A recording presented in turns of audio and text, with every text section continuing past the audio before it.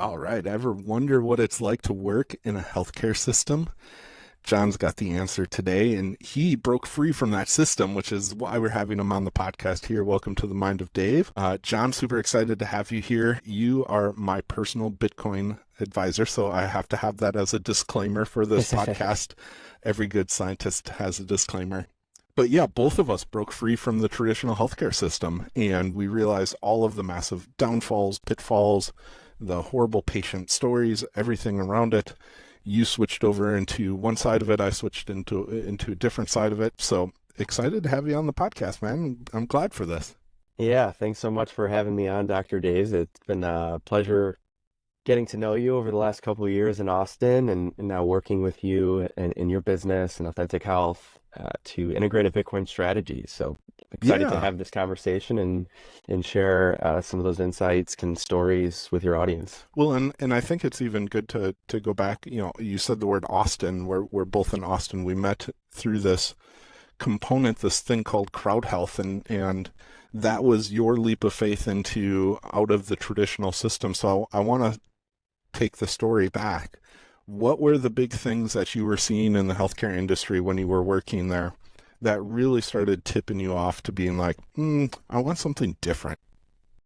Yeah, absolutely. And I started out my career doing strategy consulting for hospitals and health systems all across the country. And it was a great way to learn about the healthcare system. But even then, early on, was able to see some of the misaligned incentives and challenges that these health systems had in taking care of their local communities as they continue to scale and get bigger and bigger. So our job would often be to go in post-merger and acquisition and help service lines plan across the care continuum, whether that's ambulatory strategy or post-acute care or designing and facility modeling. Hey, do we need more operating rooms or beds? And how do we handle this influx of what seemed to be and what's we've seen as a higher and higher acuity, more challenging patient that continues to come into the hospital and the higher cost of providing that care in the hospital. And we were pretty ahead of the trends of moving towards outpatient care, lower cost settings, as well as virtual telemedicine, a lot like you provide for some of your patients as well. But even working with C-suite executives at that time, the financials was still really a black box.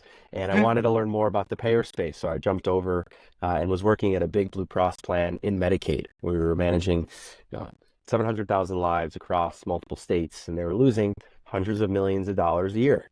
Wow. And they almost didn't seem to care because they were making so much money on the commercial plans with the big corporates. And that's where I started to notice some of the bonus or even individual incentives within the company for things they would find or different initiatives we were working on. But even more broadly, as the government for Medicare and Medicaid is paying less and less every year, those providers are leaning even more into the commercial plans that are paying 250% more for the same exact service than the government. So I started realizing and just questioning, why is the system set up this way, and studied doing a double master's in health economics and policy, also getting outside the U.S. bubble, studying at London School of Economics, to question, say, what is there a perfect health system? Well, no, there's not. There's always going to be trade-offs, and at the end of the day, whenever there's a payer, a consumer, and a provider of healthcare that are three separate entities, and whether it's the government paying or private insurance, and you're pooling that health and financial risk, you end up with just information asymmetry, moral hazard, other challenges for the provider, and ultimately having that attention not be on the individual and really not being personalized care that individual needs, and all this tools and solutions that are trying to tackle this massive healthcare cost being targeted at other players in the ecosystem rather than the individuals. So actually, when I got an opportunity to come back and actually was working in product management for a couple of years in medical supplies, so really was deep in the even supply chain during COVID, introducing new products into the hospitals, an RFID-based sponge used during surgery to prevent retained objects. So I was deep in the trenches of the OR, not as a provider, but as on the product side of things, and just saw how challenging it is to deliver care in that setting, particularly throughout COVID. And actually, after traveling with my wife, and we were nomadic and doing yoga teacher training in Bali and running a marathon in Jerusalem, when we were coming back to Chicago, I had an offer to come back to a traditional healthcare world and do some consulting kind of on the product, go-to-market strategy side. in Chicago, and at the same time had sent Andy a DM on Twitter and heard about this thing called Crowd Health that was trying to combine Bitcoin and healthcare. And that was as I had been going down the Bitcoin rabbit hole and really questioning a lot of what I've talked, just briefly about here and my understanding of the healthcare industry, and took a leap of faith and moved to Austin. And that was just a great place to land because I had come to understand and realize that it takes personal responsibility, an individual to want to take ownership over their own health, over their own health data, over their money, over their food, and having these direct connections in a more decentralized way instead of relying on these legacy systems that were very centralized. And that, well, yeah, you could game a little bit here and there and maybe feel like you're winning. At the end of the day, the providers and payers are in cahoots for prices to go up, and we've seen healthcare prices go up more than 250% over the last couple decades, well outpacing inflation, which has created huge access challenges, huge cost of care challenges. And it's, in fact, the people that have insurance that think they're safe that end up getting screwed the most because they're stuck in those contracts. And you show up in the ER and your anesthesiologist is out of network, and so on. So I think, really going out there and finding those, really where I think Bitcoin can help fix the healthcare system in a lot of ways. But yeah, absolutely. It started with those lessons of being in the deep in the traditional industry, and also just the diverse roles and way I was able to see it and get in and out, but also have meaningful experiences in these different parts of this $4.5 trillion a year industry.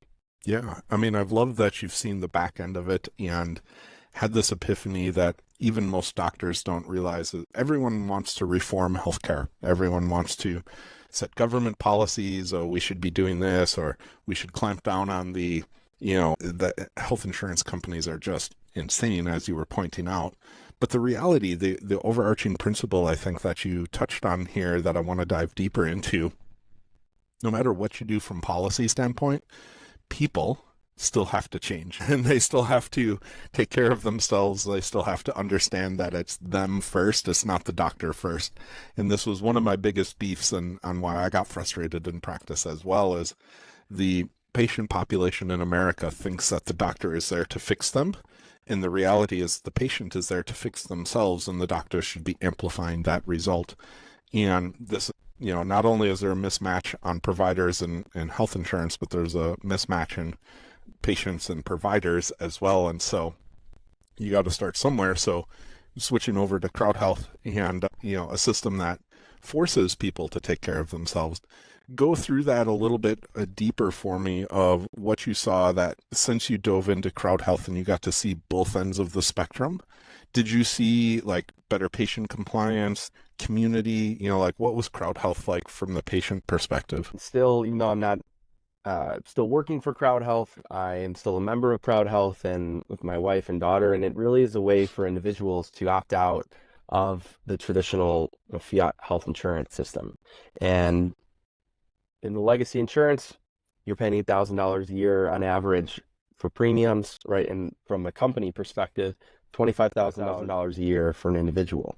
And instead of those $500-$600 premiums, now individuals are paying $50 a month to Crowd Health, and then up to $135 a month in crowdfunding other people's bills. And then what you realize when you join this community, and really that's a huge aspect of it, is almost a return to how humans have been operating for thousands of years, when we take care of each other when someone's in need, right? That's really what the point of insurance is supposed to be. But it has gotten so bloated to the point that even your annual visit to your doctor needs to be covered for insurance, right? But our oil checks for our cars every year aren't covered by our car insurance. And it's a concept that, I think for Crowd Health, it's opting out and saying, I can get a better price if I'm myself, the consumer, negotiating directly with those providers, getting some access to telemedicine, ultimately being around like-minded people who are taking that ownership in their own life, whether that's with Bitcoiners. And a lot of my role in business development was also reaching out to companies and to offer Crowd Health as an alternative. It's really a win-win. You can save money by offering your employee a stipend, to join Crowd Health rather than paying their $500 premium, because usually employers are paying 75 to 85% of that premium.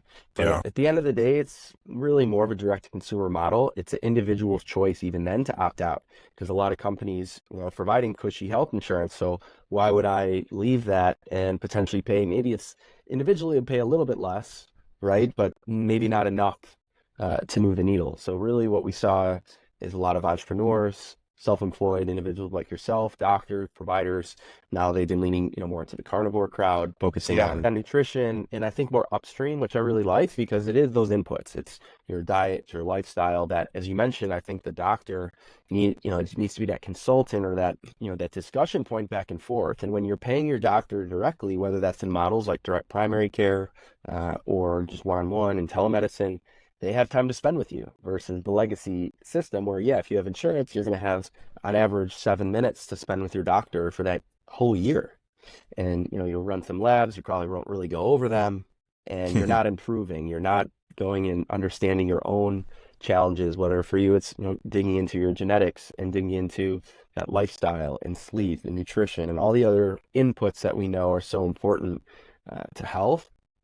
And that's been taken away from really your healthcare or sick care system. So, yeah, How being in did that, yeah, I was going to ask, how did you and your wife, because both my wife and I do direct to primary care as well, and highly recommend it to everyone. And we've been doing it for almost 10 years, actually. wow. The early trendsetters. How did you and your wife come into alignment around that? Because obviously there's a lot of discussion that has to happen as a family, as a collective, because there's this big scary thing of when you start to have kids and then older people in your family start to have cancer, and there's a lot of fear factors that go in and around insurance. So how did you guys have that conversation together, and how did you come to the decision of direct to primary care? Yeah, so naturally for us, and my wife has her own business. She's been an entrepreneur for around almost a decade now in spiritual psychology and meditation teaching, traveling in the East and bringing Western psychology and helping mostly female entrepreneurs launch and grow their businesses online. She's always been flexible and I can be wherever. The days when we started living together, I could get the domestic partner and be on my insurance. And, that was a big win, be on the corporate insurance for a while. But we were traveling. Timing just really worked out where, we had some travel insurance that we got at that time. But it really, from personal experience, we saw when we were traveling in places like Costa Rica and we needed a certain visit, you could pay $100 to get access to a doctor for an hour and fix whatever you needed to fix. Yeah. And so even traveling, we saw how much lower the cost of healthcare is in other places. And being able to, and as we, definitely for me personally, going down the Bitcoin rabbit hole and questioning what is money and where does money come from?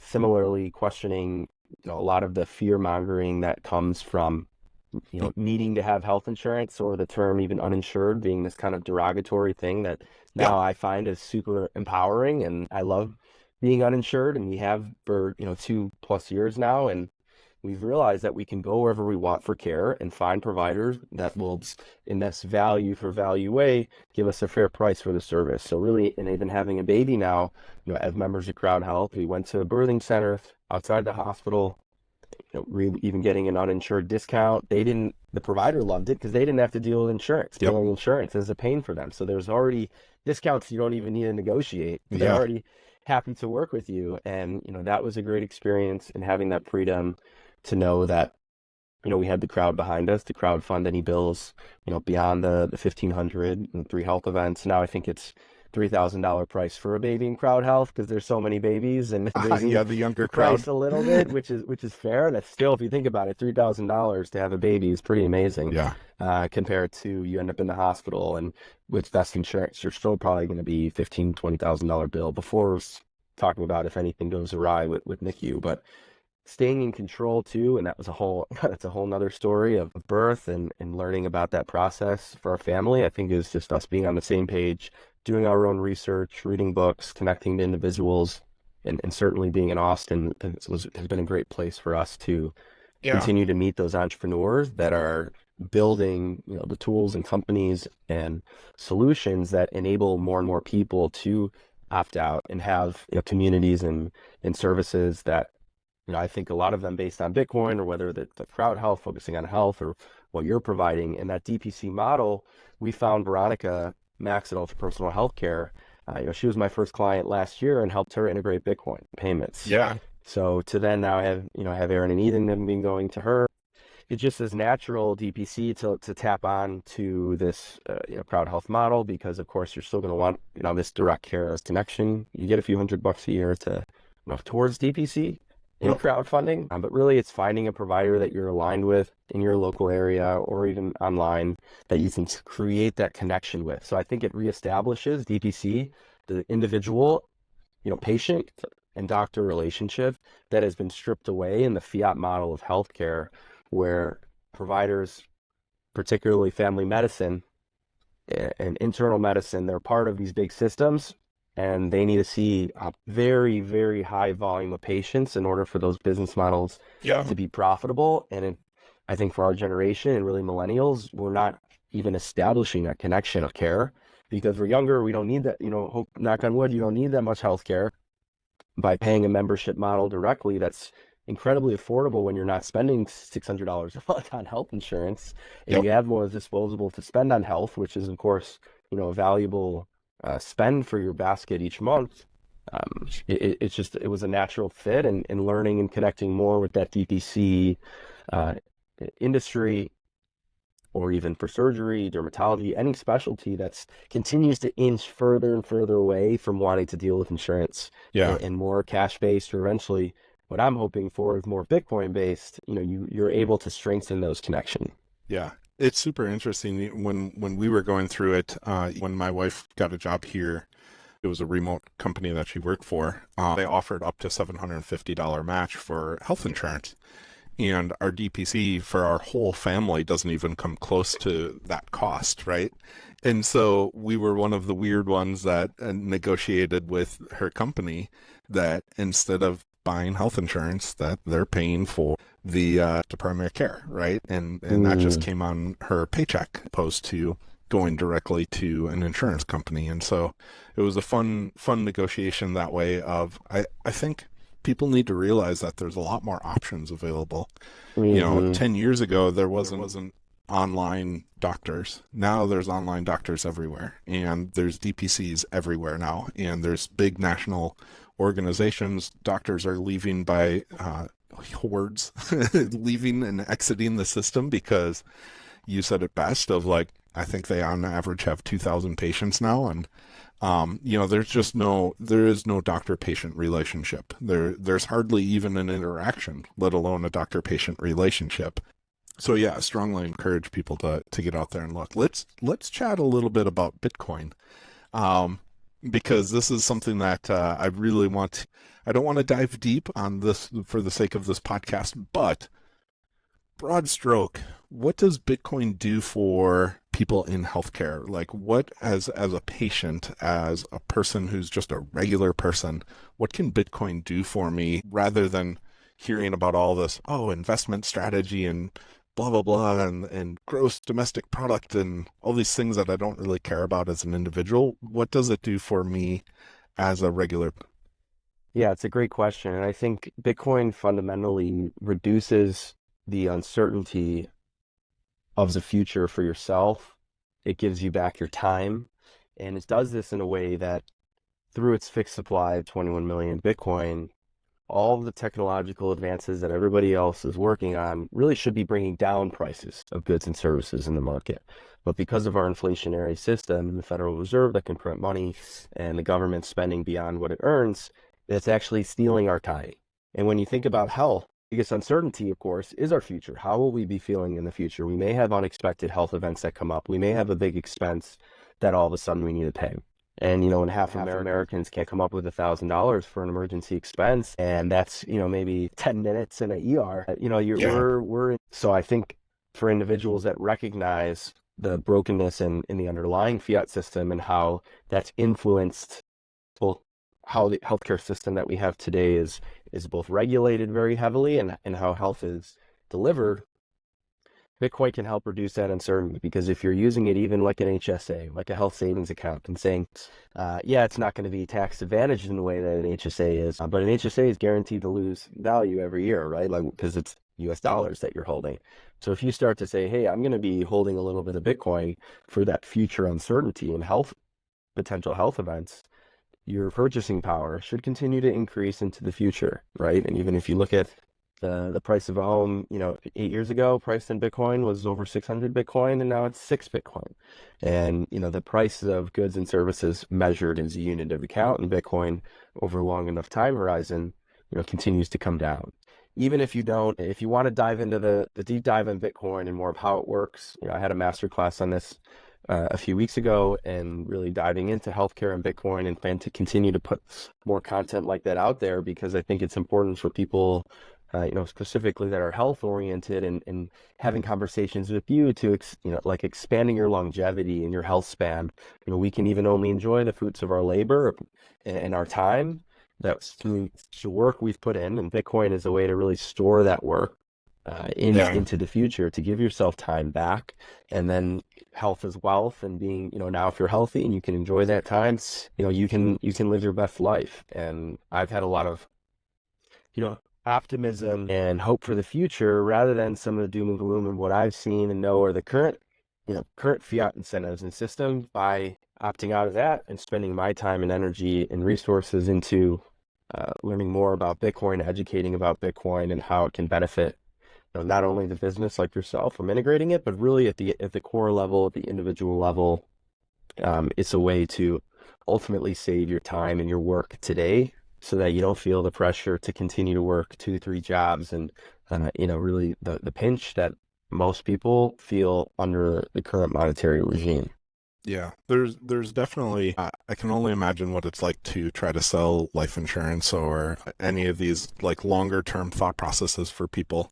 It's an interesting thought of, when we turn for 55, on average, Americans have 6 out of 10 people have a chronic disease, and it costs money. Like, there's just a huge, 80 to 90% of our healthcare spending comes when we're older, and we don't have any kind of plan for that, because we currently put ourselves into this thought process of, I have health insurance, I'm good.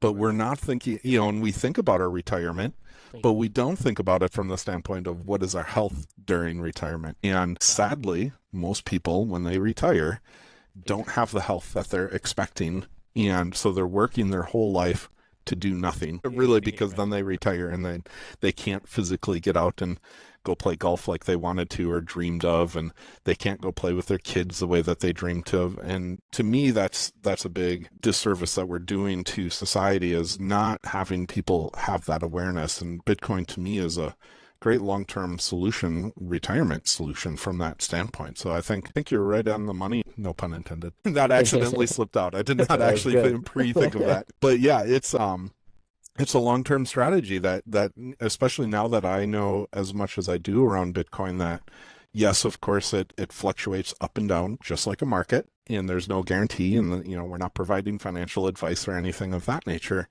But there is that component of, it does keep growing in the long term, and it's going to continue to grow. A lot of political talk about it this season of election. I'm actually surprised that all the candidates are coming out and talking about their Bitcoin strategy, because it is becoming so prevalent.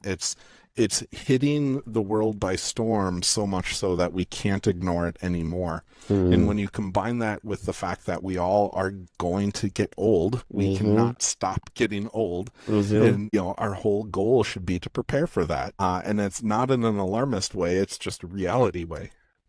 Yeah. And, the only thing more scarce even than Bitcoin is our time and our health, where we only get one body, one mind, and we're continuing. And you want to expand your health span, and you'll be able to enjoy those moments with your kids and grandkids, and continue to achieve those goals. And, I would argue as well that actually Bitcoin is not volatile. It's actually the most stable thing in the world. It's a way to measure units, right? 1 Bitcoin equals 1 Bitcoin.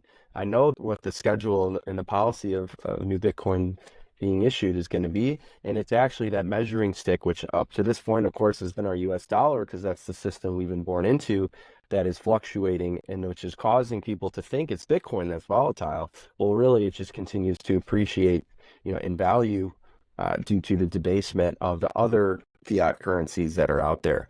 So I think as more people, and yeah, you mentioned, the politicians coming on in nation states, it's game theory, right? And it's game theory that will continue to adopt what's my best move. It's going to be in first. And El Salvador, got in first. And it's really interesting to see even more of the health movements there. I don't know if you've been seeing kind of Dr. Jack Kruse and, writing some health sovereignty freedom laws for the country, and that's getting Yep. pretty close. And, El Salvador's seen a huge turnaround in the last few years, going from civil war now to a least crime in the Western Hemisphere, more than double-digit growth in GDP, doubling their tourism, and they're just seeing a huge influx. I've been a couple times now, and it's really an incredible place. Of course, not only are you getting that natural sunlight, you can hop in the ocean, but you're people that are, 2 million Salvadorans in the U.S. that are now going back, and people that are realizing, hey, where am I going to have the best lifestyle? And really, if I'm prioritizing health, maybe it isn't, sitting inside in a US city or at my desk all day. And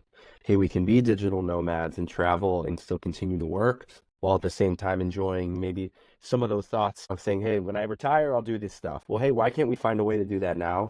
Still continue to provide value today with all the tools we have at our disposal, and then really raise the next generation that way, where they have that mindset of really limitless possibilities. And yeah, and I think, coming back to the point on that you made on most of our health spend being later in life as we age and as we might get chronic conditions and just naturally the aging process.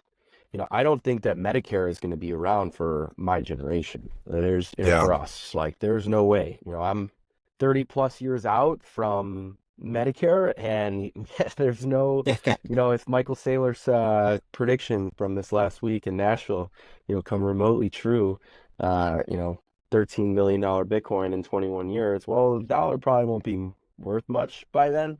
But also that means Medicare is not going to be able to pay much to the doctors. And that's already the Yep. trend that we're seeing with Medicare paying less every year, despite it being a top line item, right, alongside Social Security, Medicare, Medicaid, now interest expense crossing $1 trillion a year, as we had 35 trillion in debt now as of yesterday. It's even more than military spend, right? So we're spending already more on the elderly and healthcare than even military. And what's happening? We have 10,000 boomers aging to 65 plus every single day, Yep. and the silver tsunami. So how are we possibly going to be able to provide enough care under, with our current way that we value our exchange and with the dollar? I just don't see it happening. So that's why, when you go back to the crux of what do we demand as humans, like what do we need, biologically, it is health care services. It's the doctor's expertise. It's that surgeon.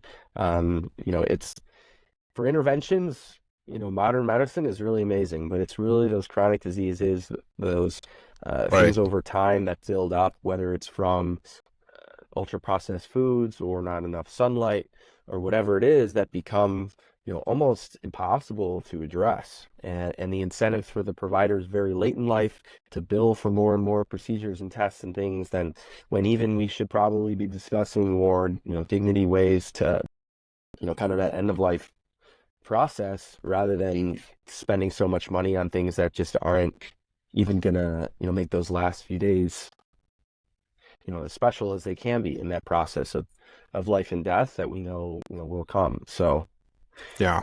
I think that's awesome what the service is, and really how you've also broken out of the system and come to your own practice, and having delivered care personally over the years, and now finding ways to deliver value and letting people learn about themselves, what's unique about their genetics, how can they utilize all the tools that we have in hand, all the biometrics and data that we can have. It can be super overwhelming at the same Yeah. time. So like, you need someone like yourself to really, help you understand the It's easy to results think and that then you make the know everything. changes. Yeah. It's easy to think Yeah. that you know everything because you follow a few influencers on Instagram. But the reality was it really tricky, and it's even tricky. I've been struggling with a certain health condition for about 8 years, Hmm. and it was about a month ago, 2 months ago, that I actually got a first functional medicine diagnosis of what's actually been going on, because we're just starting to learn how all of this stuff comes together. And So even the people who are specialists have a hard time knowing everything about health, and it's easy to miss that fact. But I'm super hopeful, going off of this conversation, that we're entering this new phase in medicine where, germ theory was a great theory that got us into this mechanistic type of medicine where it allowed us to solve public health issues. Utilities came out of our medicine and germ theory, and, all of the great medicines and orthopedic surgeries, basics that way. We are entering in the beginning of this new phase of lifestyle medicine, and we're just starting to scratch the surface of it, and it's still so early that we're all considered crazy yet. And so the regular system is not allowing it to happen. They're not seeing that a majority of the problems right now are not a medical problem, they are a lifestyle problem. And, the things in us and around us are the biggest contributors to that. And so there is no simple, statin does not solve the problem. A blood pressure pill does not solve the problem. And we're very clearly seeing that now as our society is getting bigger. So that's this ushering in this new age. That's breaking free from the system. And I think Bitcoin is right there to help us with that. You mentioned your provider. I give an 8% discount to people when they purchase through Bitcoin. What's the biggest discount that you've seen that if people pay in Bitcoin? Yeah, I mean, I'll see even 21%, Oh, wow. or even more. And Is yeah, the I think 21 number because of the 21 million? yeah, yeah, that's what This is I've a seen. play. So that'll be like a pretty generous either discount, for paying in Bitcoin. But I even like the framing of fiat premiums as well. I'm saying, hey, this is my price, at a Bitcoin level, and then actually it's more inconvenient Flipping it. for you exactly to pay me in Bitcoin, or to more inconvenient for me to have to convert the fiat. I won't, and the 3% credit card fees. So let's make it 10%, more expensive for you to pay me in fiat. If you still want to do that, great. But what that's going to do is that instills in people's mind, even from seeing it, it's an incentive, and it's saying, hey, that gives you another reason to learn about Bitcoin. How do I go get this thing?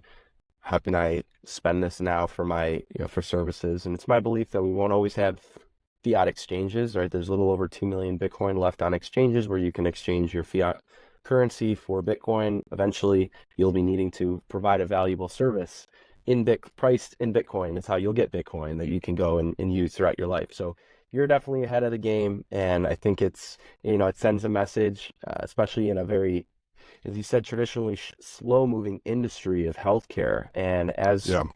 they almost, and the payers, the big insurers, don't want to pay for that lifestyle medicine because now that's going to be one less customer. And they really can't. that's coming They're not back. designed to. Yeah. Yeah, and they're not designed to take care of that either. So the incentive is heads and beds. The incentive is to keep this engine rolling rather than getting at the root cause that a functional medicine doc or chiropractor or naturopath actually gets at. And they don't want you to be your patient forever. They want you to help you and solve that critical underlying health issue. Maybe it's mold in your house, or maybe it's Yeah. vitamin D deficiency, or you're not eating enough meat, or whatever it is that's going to be right for your body. And that's where I think those providers like yourself that have already moved outside the system of accepting insurance being the main way you're getting paid, why not get paid directly from your patient, and then even better, at the speed of with final settlements at a fraction of the penny cost, to use Bitcoin in the Lightning Network. So that's where, I'm really trying to help educate providers, and be able to speak the language, and having worked in the healthcare industry, knowing what a lot of the pain points are, use Bitcoin as a tool, right? And it's this amazing decentralized network. It's a payment network. And now it's also, it's an asset that we can spend back and forth.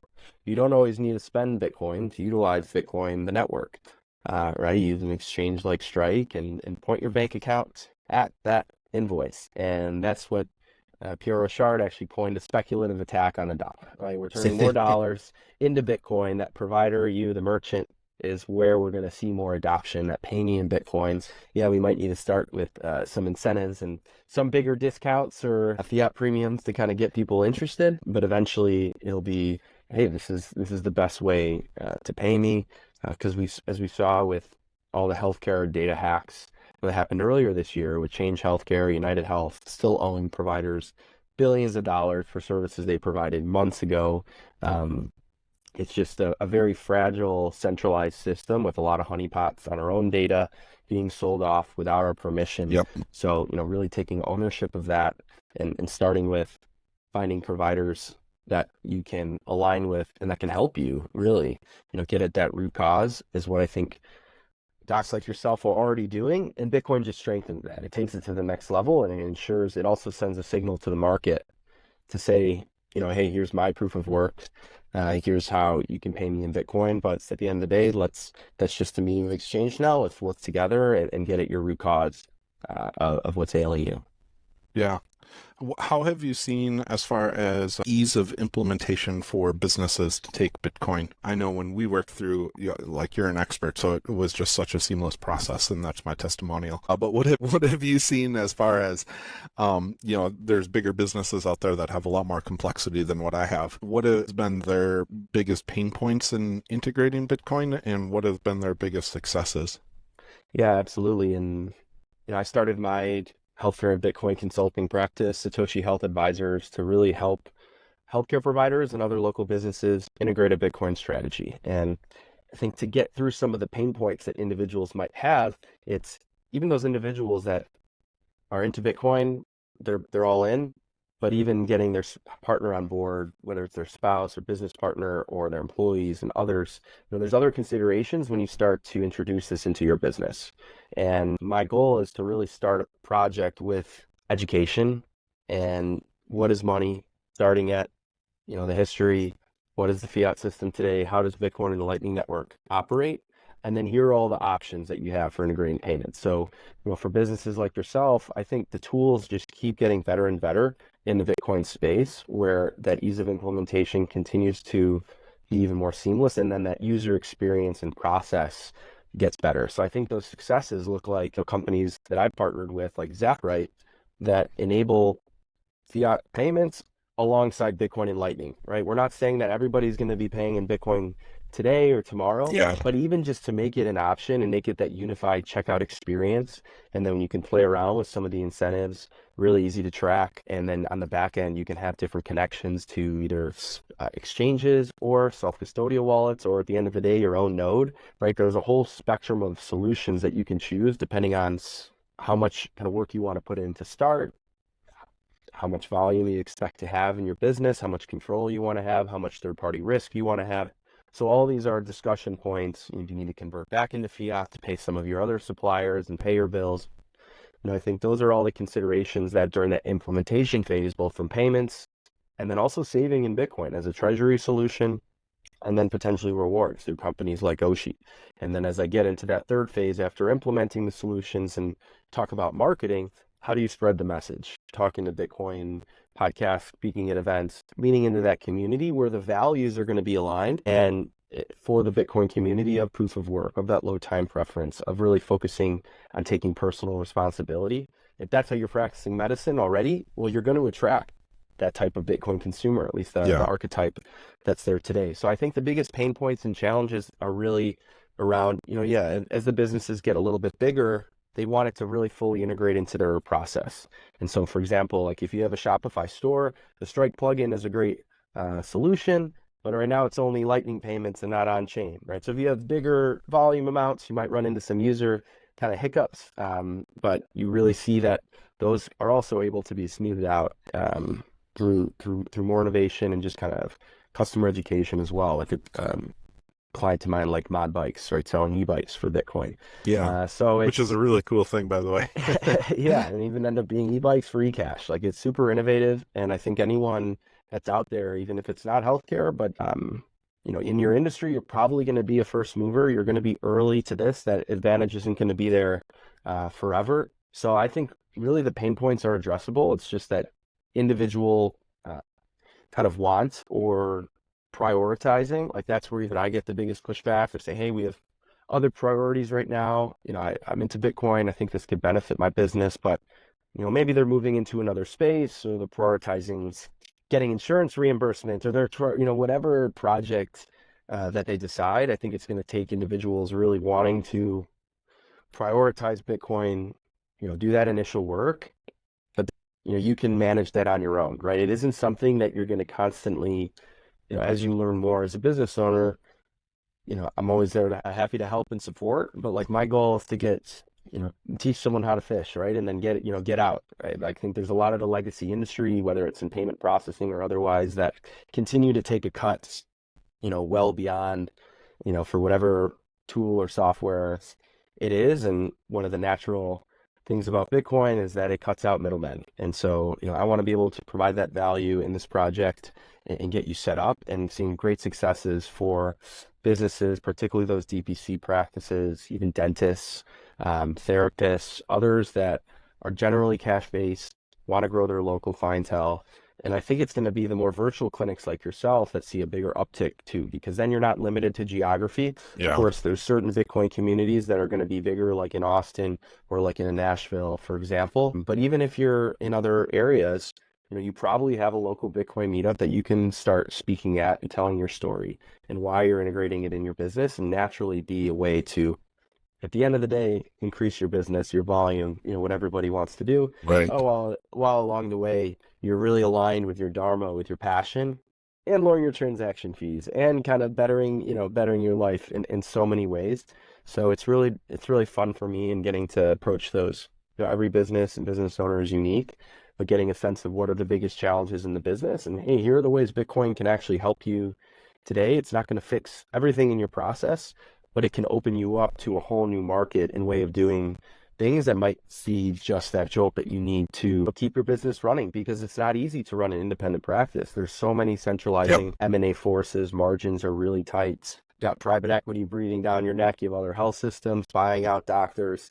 So we have a real provider shortage in this country that is already very present, and I think is only going to get worse as the years go on.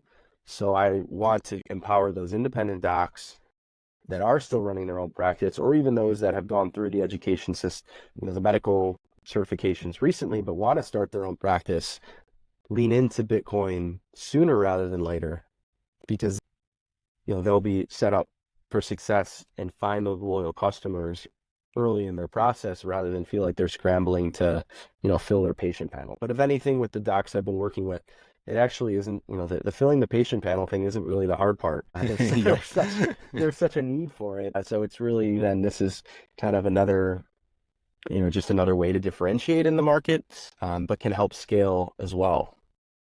Yeah, very cool. Well, you know what I thought of while you were talking is, the city Vitalia. Have you heard of it? I don't know if I'm familiar. It's an independent. They formed their own nation state for the sake of biotechnology research. So you fly there. It's like where Brian Johnson has gone and done experimental stem cell stuff. So all of the healthcare companies are all going there, and it's set up as basically like a super large Airbnb retreat kind of thing. Interesting. We'll have to plan a time to go there together and see what kind of trouble we can make there. Yeah, that's really interesting. I know in Honduras as well, there's an area called Prospera. I don't know if you're familiar. Yeah, that's is that what it is? The same. That's where Vitalia is. Okay, so then we're thinking about the same thing. Yeah, I think that there's a couple of different businesses that have formed, like shell companies that have formed in that Prospera, however you say it. And I think that there's actually a couple of them popping up around the world as well that are copying and pasting, because that's one of their missions, is they're going to copy and paste the nation state. Yeah, definitely. In Baladi's book, Network State, and seeing people can connect and build these communities online. But then, as we know, it's so important and valuable to get people together and in community. And yeah, I've loved seeing what they're doing in Prospera. There's also Amity Age. It's a Bitcoin education center that's in Prospera as well. And they have some really interesting legislation around enabling businesses to use Bitcoin as their unit of account and pay their taxes in Bitcoin, and have a very, it's a much more simplified governance structure with these special economic zones versus what we're used to. So, I think, these types of areas, and where you see that connection already now of Bitcoin and health in those cities, is going to be really interesting. So yeah, I'd love to meet up at one of those. And as we see more creativity and people wanting to get out of those legacy systems, and traveling as well is a great way to do that.